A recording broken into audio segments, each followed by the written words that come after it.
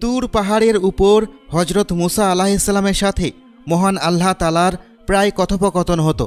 একদা হজরত মুসা আলাইহিসসালাম আল্লাহ তালাকে জিজ্ঞাসা করলেন, হে আল্লাহ তালা, আপনি যখন কোনো সম্প্রদায়ের উপর আযাব দেন তখন ওই সম্প্রদায়ের মধ্যে তো অনেক ভালো মানুষও থাকেন, তাহলে তাকেও কেন আপনি ধ্বংস করে দেন?